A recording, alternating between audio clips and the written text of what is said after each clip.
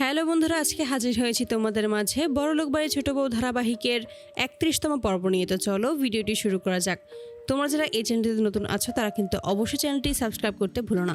বড় ভাবির বাবার কাছে যখন অর্জুন আশীর্বাদ নিতে আসে, ঠিক তখনই তিনি বলতে থাকে যে তোমার স্ত্রীর তুমি খেয়াল রাখবে কিন্তু অবশ্যই, কারণ ও এই পরিবারের জন্য সুখ সমৃদ্ধি নিয়ে আসবে। এতে করেই অর্জুনের মা অবাক হয়ে জিজ্ঞেস করে যে আপনি কিভাবে ওর চেহারা দেখে সমস্ত কিছু বলতে পারলেন। ঠিক তখনই বড় ভাবির বাবা বলে যে আর চেহারার মধ্যেই তো সমস্ত কিছুই ফুটে ওঠে, সমস্ত কিছুই হলো ঈশ্বরের আশীর্বাদ, তাই আমি মাঝে মাঝে কিছু চেহারা দেখে সমস্ত কিছু বলে দিতে পারি।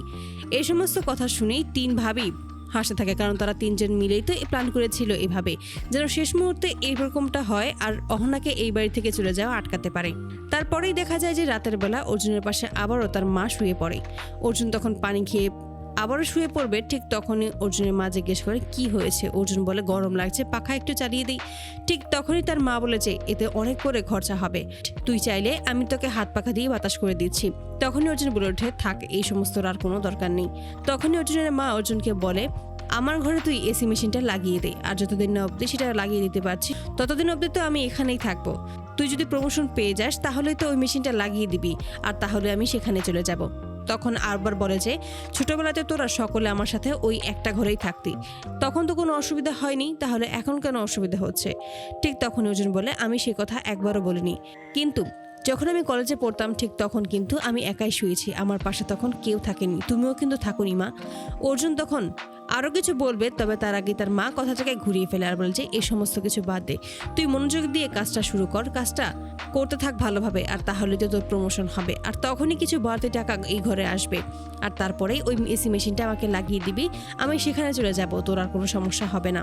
যখনই শুয়ে পড়ে ঠিক তখনই হঠাৎ করে অর্জুনের মা অর্জুনকে বলে হঠাৎ করে তুই এরকম একটা বিয়ে সিদ্ধান্ত যে কেন নিলি সেটাই বুঝতে পারছি না, এখন যদি এই বিয়েটা না করতি তাহলে হয়তো ভালোই হতো। অর্জুন তখন বলে তুমি হয়তো ভুলে গেছো, তোমরা সকলে মিলে আমাকে জোর করেছো বিয়ে করার জন্য, পাত্রীর ছবি দেখিয়েছিলে, আমি কিন্তু তোমাদেরকে একবারও বলিনি যে আমি বিয়ে করতে চাই।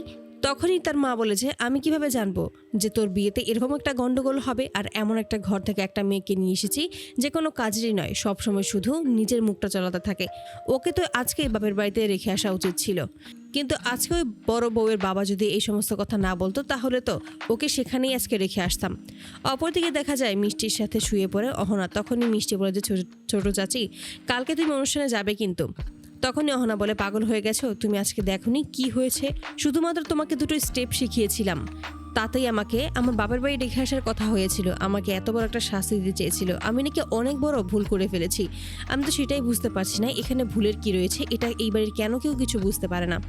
তখনই মিষ্টি বলে তুমি যদি না যাও তাহলে আমি খুবই কষ্ট পাবো, মাও তো যাবে, তাহলে তুমি কেন যেতে পারবে না। ঠিক তখনই অহনা বলে সত্যিই বড় দিদি যাবে।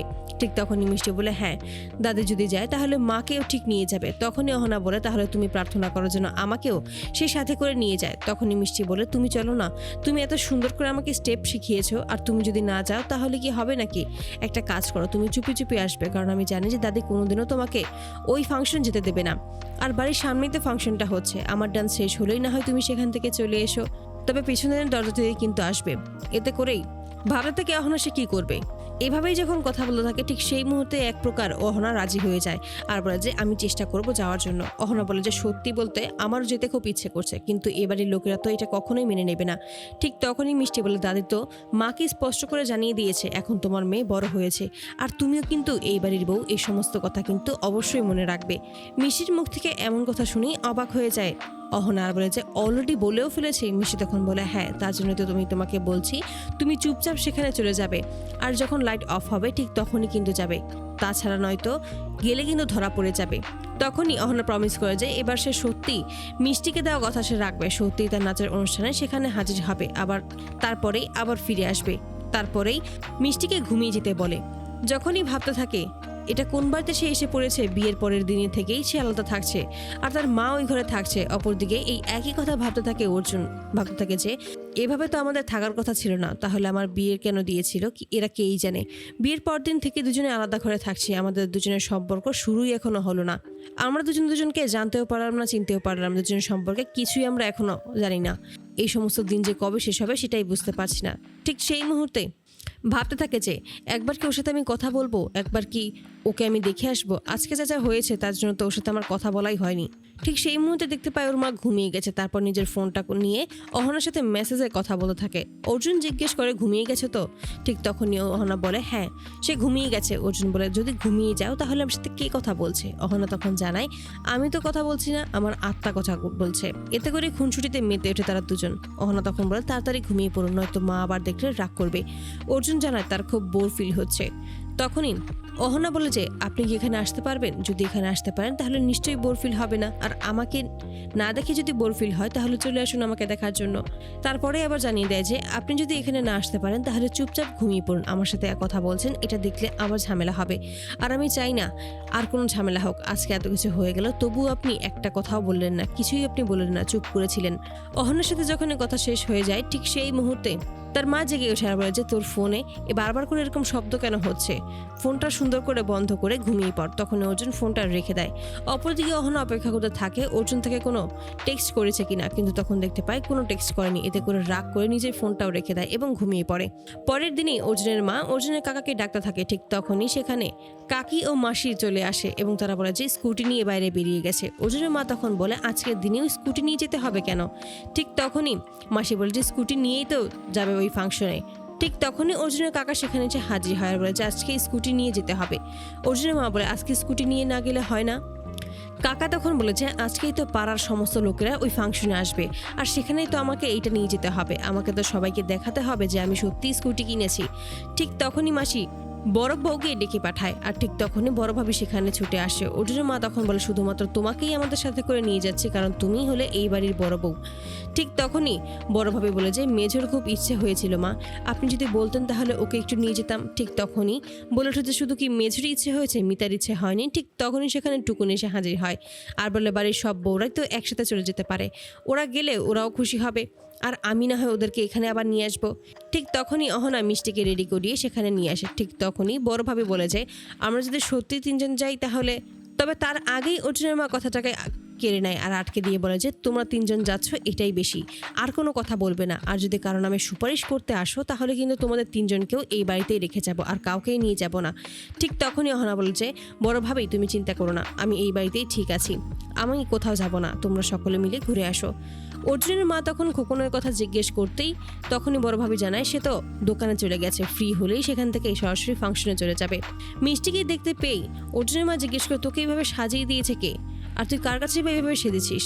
তখনই কাকি বলে তুমি এখনো বুঝতে পারছো না দিদি ও কার কাছ থেকে এরকম সেজেছে? ঠিক তখনই বড়ভাবে কথাটাকে ঘুরিয়ে নেয় আর তখন মিষ্টি বলে যে আমরা সবাই রেডি আছি, তাহলে তো সকলে চলে যায়, না তো ফাংশন শুরু হয়ে যাবে। তখনই অর্জুনের মা বলে বাকি দুজন কোথায়? ঠিক তখনই মেজো ভাবি ও মিতা চলে আসে। বড় ভাবি তখন অহনাকে বলে তুমি এই বাড়িতে একা থাকবে, তোমাকে একা ছেড়ে যেতে ভালো লাগছে না।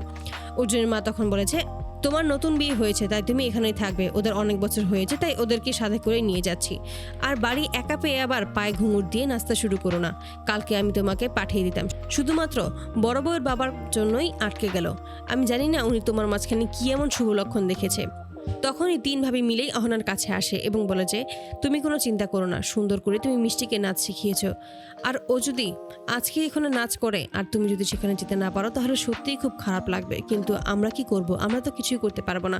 তারপরেই তারা চলে যেতে থাকে। ঠিক সেই মুহূর্তেই মিষ্টি অহনার কাছে আসে এবং অহনাকে বলেছে এরকমটাই তো নাচ ছিল তাই না? অহনা বলে যে নাচ একদম ঠিক আছে। মিষ্টি তখন বলে এটা তো একটা বাহানা ছিল, তুমি কিন্তু সত্যি আজকে আমার ডান্স দেখতে আসবে, কালকে রাত্রে কিন্তু প্রমিস করেছিলে। অহনা তখন বলে চিন্তা করো না, আমি ঠিক সঠিক সময় চলে যাব।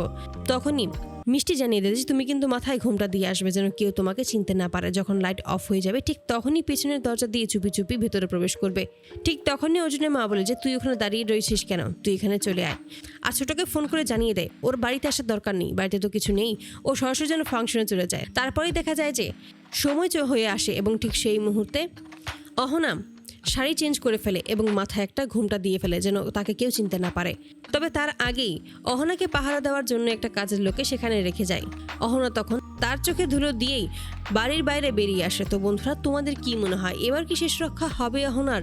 এবার কি মিষ্টির কথা রাখতে সেখানে পৌঁছতে পারবে নাকি তার আগেই ধরা পড়ে যাবে অহনা? অবশ্যই কিন্তু তোমরা তোমাদের মতামত কমেন্ট বক্সে জানতে ভুলবে না। ধন্যবাদ।